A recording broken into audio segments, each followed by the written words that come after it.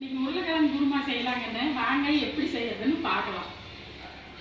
பாருங்க, தாளிக்கிறதுக்கு ஒரு வெங்காயம், வணக்கி விடுறதுக்கு ஒரு வெங்காயம், சும்மா சின்ன பூண்டில் ஒரே ஒரு கட்டி பூண்டு தான், ஒரு 5-6 பட்டி பூண்டு, 2 உருளைக்கிழங்கு, இது ஒரு ஒரு 50 கிராம் இருக்குங்கண்ணே.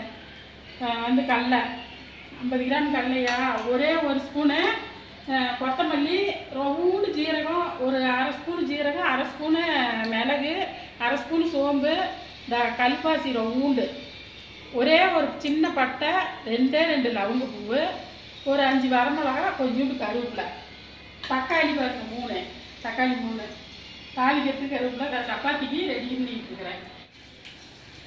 அண்ணே, நான் சொன்ன செலவெல்லாம் வந்து வணக்கி எடுத்துக்காங்க கண்ணே. வணக்கி எடுத்துக்கிட்டு மிக்சியில் ஓட்டிட்டு காமிக்கிறேன். வணங்கிடுச்சு, எல்லா செலவும் வணக்கியாச்சு.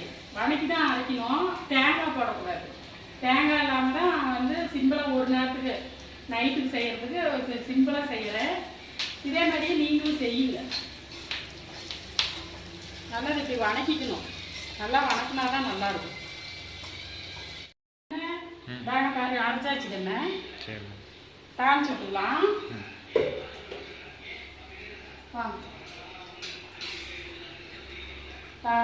2 குழிக்கரண்டி எண்ணெய், இந்த கரண்டியில் 2 குழிக்கரண்டி,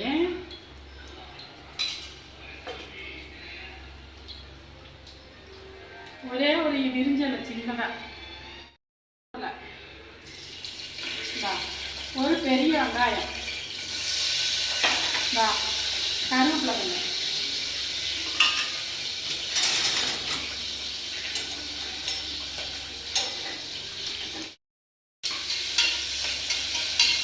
எதுக்கு இதை இப்படி போட்டு வணக்கணும் அப்படின்னா, உருளைக்கிழங்கு வந்து வேவிக்கல, அப்படியே தான் அறுத்து வச்சுருக்கிறேன். எல்லாமே செலவெல்லாம் போட்டு கூட்டி வச்சுட்டு விசிலில் விடுங்க. 2 விசில் விட்டா அப்படி பூ மாதிரி வந்துட்டு உருளைக்கிழங்கு சப்பாத்திக்கு சாப்பிட்றதுக்கு நல்லா இருக்கும். அதனால தான் வந்து இப்போ குக்கரில் அப்படியே காய்ச்சி விடலாம் அப்படின்ட்டு இது பண்ணிட்டு மஞ்சத்தூள் போட்டுக்கலாம்.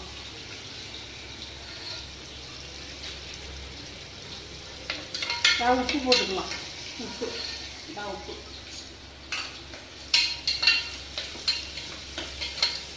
தக்காளியும் போட்டுக்கலாம். 3 தக்காளி,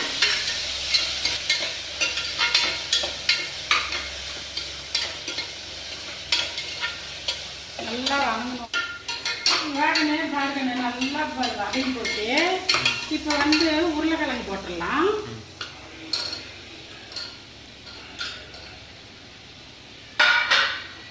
உருளைக்கிழங்கு போட்டு ஒரே ஒரு பரட்டி விட்டு உடனே செலவை ஊற்றிடலாம். ஊற்றி மூடி வச்சுட்டா 2 விசில் விட்டா போதும், அப்படியே சூப்பராக இருக்கும். செலவு ஊற்றிடலாம். இதுக்கு தேங்காய் போடக்கூடாது, இது செலவு.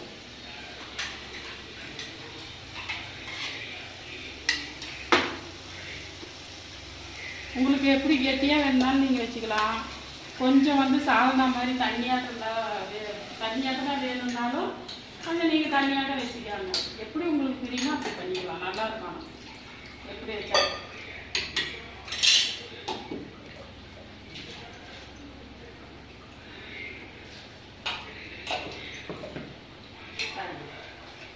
ஒரு சம்பு தண்ணி நான் ஊற்றிருக்கிறேன். உங்களுக்கு வந்து எவ்வளோ வந்து வைக்கணும், நாங்கள் 5 பேர் சாப்பிட்றதுக்கு இவ்வளோதான் குருமாவே, ஆனால் டேஸ்ட்டாக இருக்கும். சப்பாத்தி தானே, கம்மியாக தானே சாப்பிடுவோம்.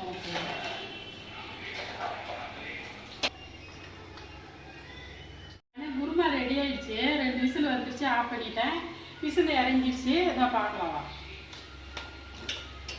பாருங்க கண்ணு, குருமா பாருங்க, இப்படி தான் இருக்கும்.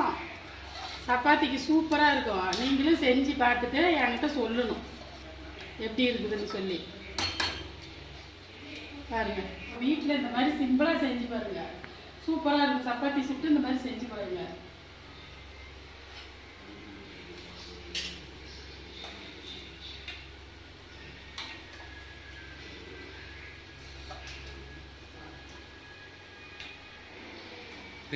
கிழங்கு சாப்பிட்றதுக்கு வாங்கிட்டு சாப்பிட்லாம்.